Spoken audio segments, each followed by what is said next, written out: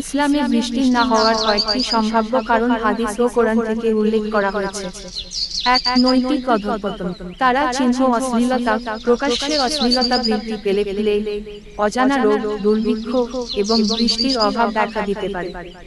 হাদিস সুনানে ইবনে মাজাহ, হাদিস নং 4019। তারা চিহ্ন জুলুম ও অন্যায়, দুর্বলদের উপর জুলুম ও অন্যায় বৃদ্ধি পেলে বৃষ্টি বন্ধ হতে পারে। হাদিস তিরমিজি, হাদিস নং 1335।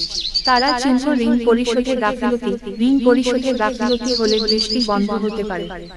হাদিস ইবনে মাজাহ, হাদিস নং 4020। তারা চিহ্ন যাকাত আদায় গাফিলতি, যাকাত আদায় গাফিলতি হলে বৃষ্টি বন্ধ হতে পারে।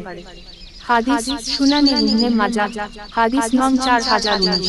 তারা চিহ্ন আল্লাহর নির্দেশাবলী অমান্য করা, আল্লাহর নির্দেশাবলী অমান্য করা হলে বৃষ্টি বন্ধ হতে পারে।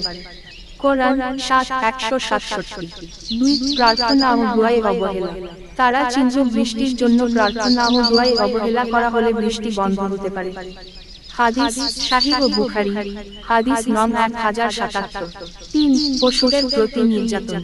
তারা চিহ্ন পশুদের প্রতি নির্যাতন করা হলে বৃষ্টি বন্ধ হতে পারে। হাদিস তিরমিজি, হাদিস নং 2777। ৪. পরিবেশের ভারসাম্য নষ্ট। তারা চিহ্ন বন উজাড়, জলাশয় ভরাট এবং পরিবেশের ভারসাম্য নষ্ট হলে বৃষ্টি বন্ধ হতে পারে।